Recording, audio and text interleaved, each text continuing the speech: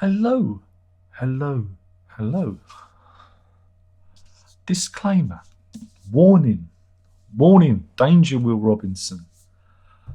If you are a Stephen Wilson fan or Porcupine Tree fan and you're a gentle disposition and you're easily upset or offended, or I know your psyche is skewed by views that may be contrary to your own, please thumbs down this video and click away now.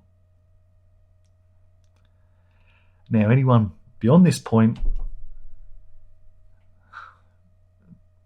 don't leave the comment about, why did you buy it if you didn't like it? We're not going to do that.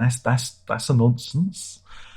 You've got to buy things to experience them,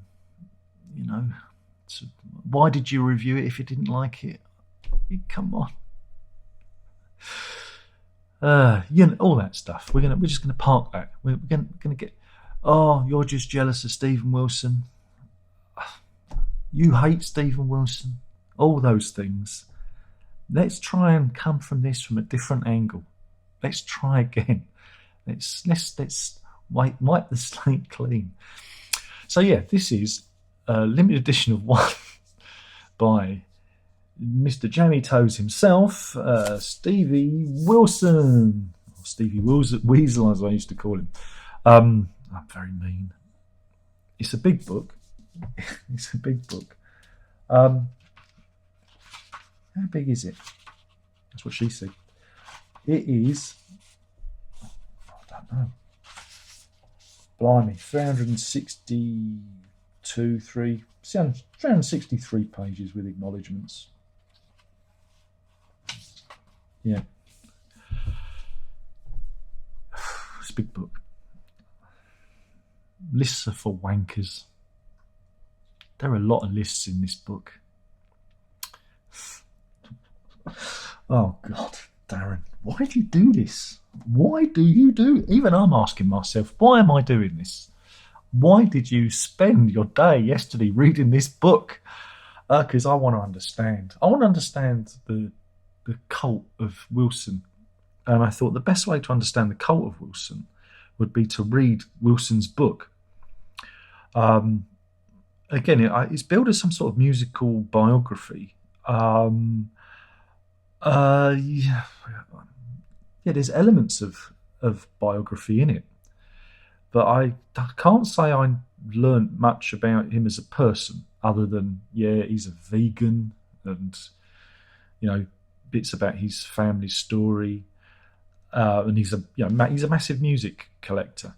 We kind of know that. We know, well, again, some of his family story we don't know, but we know about his, his music obsession, right? But I came away from it just there are no crazy anecdotes about making albums or working for the various people he's worked with or being on the road. It's not a rock and roll waltz and all one of those kind of music biographies. There's lots of lists in it. It's very worthy. It's very again he flip flops. It's kind of self-referential, but it's not. It's not dismissive. But it is and it isn't, And I again just on the back, look at the blurb. I lie a lot in interviews, but even the untruths tell you a lot about the subject. There are probably some lies in the book too. Some of them things I may myself believe. Maybe this is a lie too. I've always said that Stephen Wilson is not real. He's artificial. He's a construct, And I don't think this book gets you closer to. Well, it might do. It might do. It might not. But putting that on the back, again, I don't know if it's to create an air of mystery. Oh, he's mysterious, or he's really that boring that he has to do this. I think he's really that boring.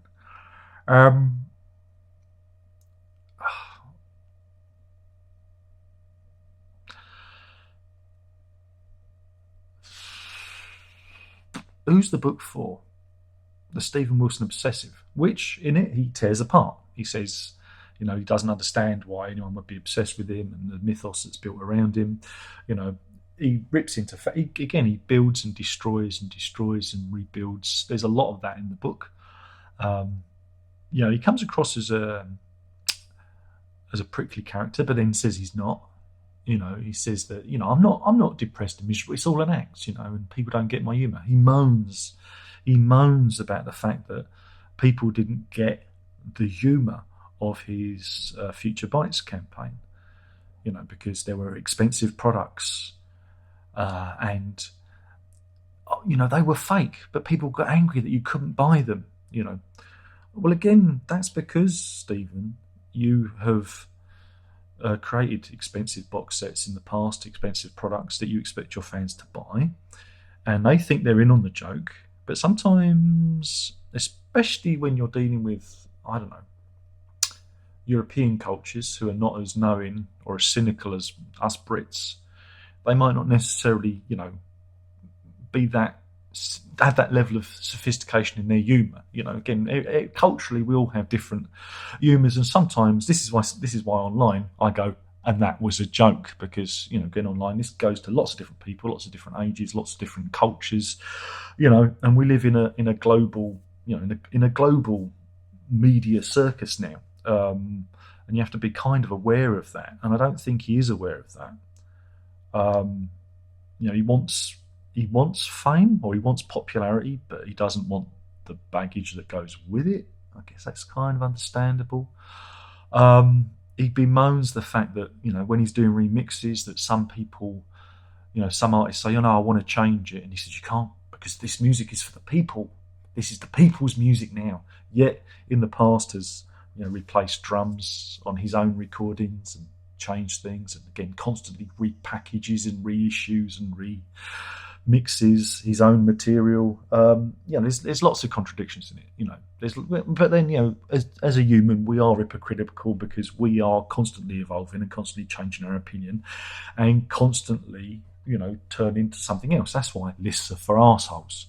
Because if you ask me, what's your favourite 5 biscuits now, they might change tomorrow. They might even change in the next half hour. That's the thing about making lists, is they constantly change. But again, I think it's all part of this persona of being a control freak. And that's a lot of this in this book. I'm a control freak. And you do think that this is a very carefully constructed book, where you don't really, again, I don't really feel that I know. I've always said he's a magpie, he's a jackdaw, kind of borrowing from here and there, and there's no real art to him. He's not an artist. I think he would have been better just being like a record producer or something like that. I think the whole musician, he's not a musician. I mean, he says so in the book. I'm not a musician. The people I share the stage with are musicians, and I feel like a fraud. He's got imposter syndrome too. So you've got a lot of that going on. But, when it comes to where the music comes from, where it all comes from, it's him copying or liking other people and just, being overly influenced by them. And again, he says it, when he's remixed a lot of prog, it ended up, doing, prog albums like The Raven That Refused to Sing. When he was remixing the pop, he did his pop album. Close to the Bone. I nearly said the rude version about the boner. Close to the Boner. Up Before the Crow Farts. Oh dear. So it's a hard slog. It's a hard slog. And he's aided and abetted by music journalist Mick Warren. There's a few conversations there, and there's in jokes, and it's all very arch and all very I'm so clever. He's the boy who thinks he's the cleverest guy in the room, but says, the funny thing is, and this is what crikey, I said to the missus, I read some passages to the missus, and a lot of things he parrots what I say, which is a bit concerning. I doubt if he's ever watched any of what I do, but I don't know if I can find it. Should have stuck post-it notes in, but he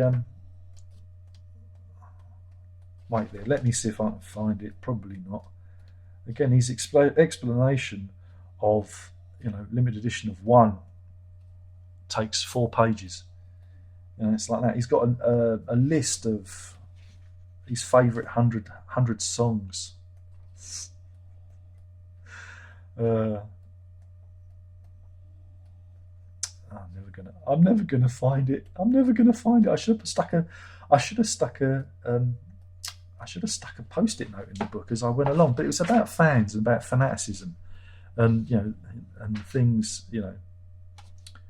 things he would do, you know, and it kind of chimes in with what I say about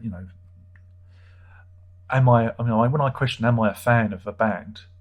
I'm a fan in so much that I'm quite interested in what they're doing. You know, um, you know, but I wouldn't turn up to the backstage getting an autograph and be that obsessed. But Darren, you're obsessed with Stephen Wilson. And I'm just kind of interested with the character. But I think I read this and I said to the missus, I am the anti-Wilson. I realised I'm the anti-Wilson, and this is probably why I feel so ruffled by him. Is that maybe I do see some of myself in him? I don't know, but I think that when I make music, it's genuine. I don't think it's I find what he does is disingenuous, whereas what I do, I see as being totally genuine. And probably he thinks he's genuine too, but I don't know. I think again. I think he's courted like the whole PROG brigade, and that kind of comes across in the book too. But then he's frustrated when he's called PROG. Um, I don't know. It's a strange old book. I think he's very frustrated, and again, he worries about when he dies, will there be anything left? It's one of his existential crises. I know that for me, when I'm gone, no one's going to miss me. No one will turn up to the funeral other than the missus and maybe the kids. I don't know. If I drop dead tomorrow, I don't want the kids being there. But when they're older, I know that there will be no one to miss me. I know that. I've squared that circle. I know there will be nothing, and I'm fine with that. We are merely a twinkle in the eye, of the gods in the cosmic dance. We are here and we're gone. But Wilson has an issue with that, or does he? Who knows? Is it genuine? I have no idea. But some of it is incredibly pretentious. Some of it's really. I mean, again, when he writes about his family and his family history, that's interesting. But then when he starts going off on about music and lists of favourite record shops and some of it I get, because the passion of being a record collector, and it's like, yeah, I get that, and seeing him, roughly getting into PROG and Van de Graaff Generator roughly the same time I was. It was kind of funny, because even though he's about a few years older than me, I thought that was amusing. But yeah, no, it gave me a lot to think about. He does come across as a bit, again, is he self-aware? Is this deliberate? I don't know. Is there a lack of self-awareness? But again, if you read the book, and it is a long, hard slog, I don't know if there's anything rewarding in it. It ends with a short story, which is, what it is. You know what's going to happen before you even start, because if you know anything about Stephen Wilson, you know his art.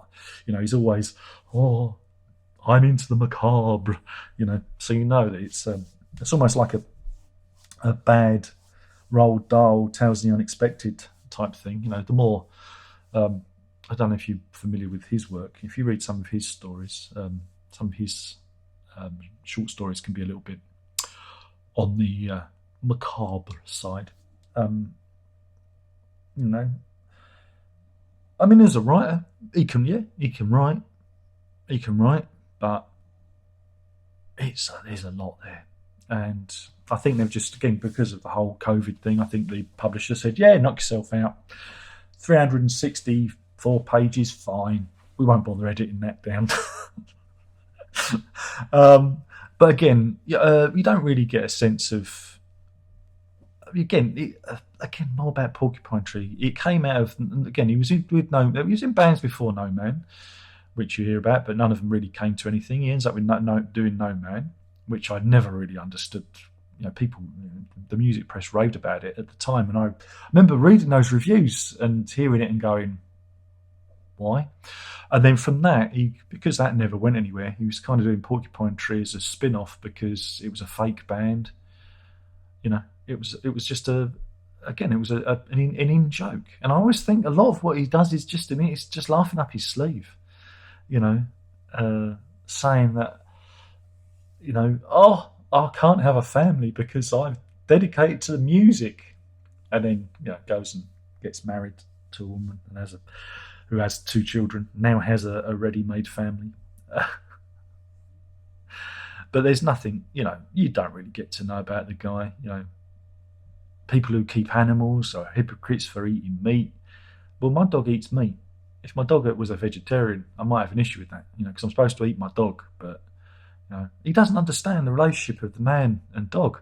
The caveman and the dog came together when the caveman saw a hungry sheep-wolf outside the cave entrance and threw some meat out, and they bonded over their love of meat, not over their love of carrots.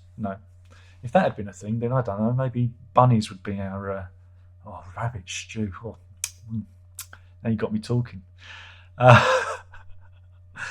Dribbling there, rabbit stew. So yeah, there's a lot of pontificating, and there's a lot of but it's not. He says I'm not lecturing, but I am. And it's great that everyone's a vegan now. Again, veganism for me is not a good thing, because a lot of those vegetarian things are very packed in carbs, and for a diabetic, it's those beans. Those beans aren't good for me, I'm afraid. But yeah, it's a book. It's definitely a book. Is it a good book? No. Is it a book for anal retentives? Absolutely. Is Stephen Wilson an anal retentive? Absolutely. Again, I think it was written with a sneer. And I don't know if it was a genuine sneer or it's an act. I have no idea. I don't know who the real Stephen Wilson is. So if you think you're going to get any great insight into his vision or into his workings, no. There's no, like I say, there's nothing. There's no stories. There's no anecdotes. There's no real insight into the private life of Stephen Wilson. It's very carefully constructed as to keep your distance. And I'm not saying that's a bad thing. I think, but if you want a biography, the best biographies is when it's a bit raw. When it's a bit of warts and all things. But maybe he's just boring. Maybe he doesn't. Maybe he didn't do anything. He doesn't drink. Doesn't smoke. Not necessarily. Well, I used to drink. I've got stories. I've got anecdotes. I've got stories I can tell you. I've got stories of bad things. But yeah, it's a book. It's definitely a book. And I wanted to understand, how the appeal. But again, even he doesn't understand his own appeal. And he does say how, the music, how the music industry isn't what it was, and he talks about the charts. And again, a lot of what I say is parroted in the book. If you read this book and you follow me, you will say, Darren, did you shadow write this book? And I say, no, I didn't. No, I didn't. Again, a lot of the record shops in London he's been to, I've frequented. It's like, oh yes, I remember that one. I remember the tape exchange. I don't think he hung around Camden Town like I did, though. I was more Camden Town than Notting Hill. I went to Notting Hill occasionally, but yeah. So yeah.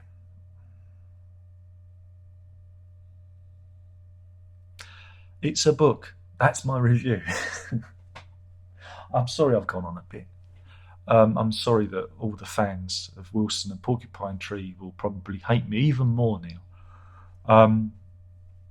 It is quite miraculous that, Porcupine Tree got picked up by a major label when they couldn't get arrested, and they still couldn't get arrested. And then they got dropped.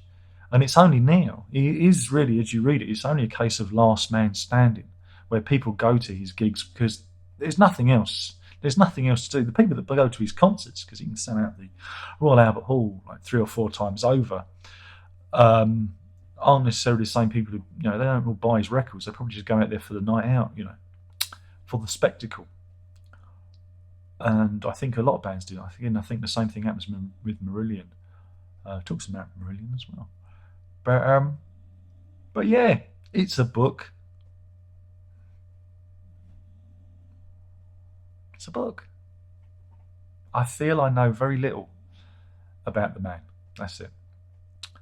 Um, or maybe I was reading it wrong. Maybe I didn't read it enough.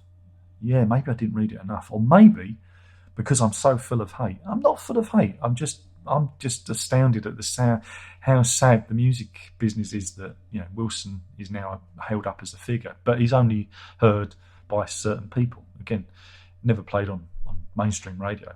If you go on the street and said Stephen Wilson, they go, didn't he used to lead the Labour government? They probably would say that because people are ignorant of history and politics these days. But I said about I said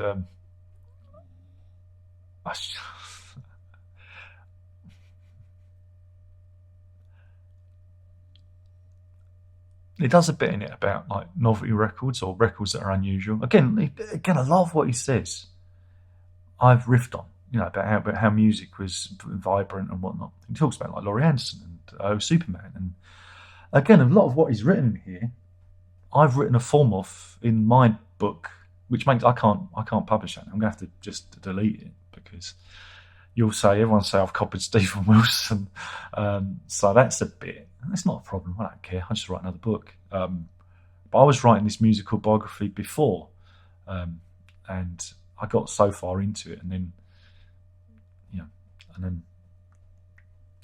I got to that band, and I thought, how can I get past this band without them, getting heavy with me if I published it, or self-published it anyway, because no one's going to want to buy it. And I thought, well, and it kind of, got me stuck, got me a little bit stuck. Mind you, he doesn't like Genesis, so he's got to be an arsehole if he doesn't like Genesis. Prefers Jethro Tull. You see, Jethro Tull fans can't be Genesis fans. Told you. But yeah, I was gonna say, I said to the missus, when he mentions Joe Dolce's "Shut Up Your Face," and he did. He went there. He went there. He went there. It's like, oh God, I am the anti-Wilson. I will be forever known as the anti-Wilson. And then it got me thinking, maybe because I've never really wanted to have a record deal, and I've done it for my own fun. My music, my shitty music, music.darrenlott.com. Go and check it out. Maybe if I wanted to be in a band and I wanted to be around, because I don't like bands and other people. I just prefer to be on my own. Maybe I'd have been Stephen Wilson, or a form of Stephen Wilson. Makes you think, doesn't it? Really, but instead, I was just happy to doodle on my own. But I understand, his love of music and his love of creating.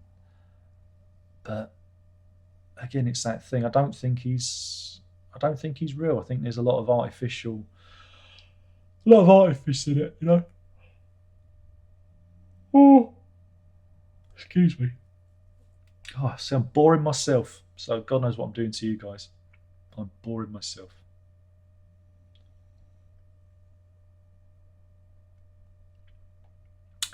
So yeah, if you're a Stephen Wilson fan, you're going to love it because there's lots of lists in it, and you can clap your feet and go, "Wow, there's lists in it." I hate lists so much. Lists are so utterly pointless. But he loves making lists and checking things off his lists, or does he? Or is he just doing it to annoy? As somebody who does things deliberately to annoy,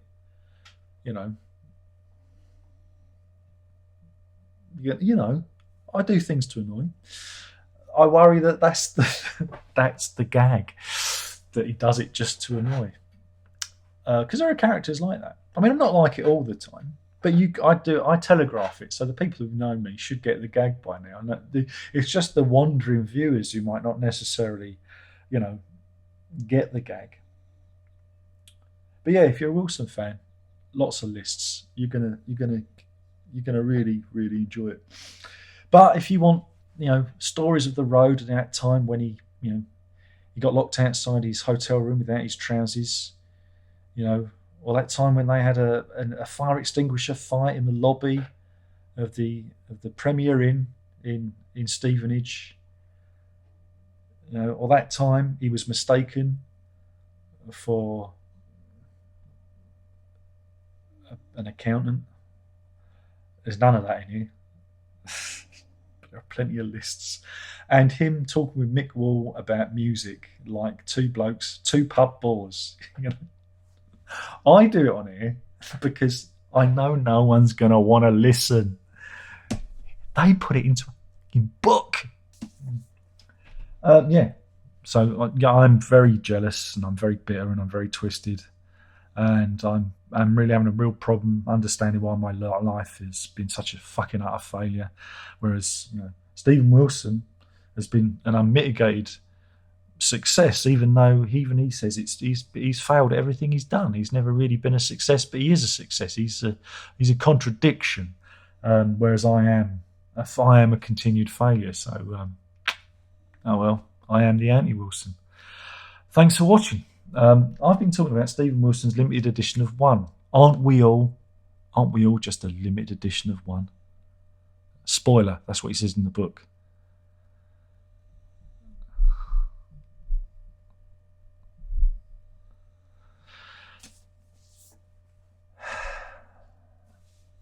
And do I recommend it? If you've got a wonky table, could be useful. Or you want something to prop open a door, it's got quite some heft to it, Or if you're going out late at night and you're worried about being mugged, you could batter someone over the head with it.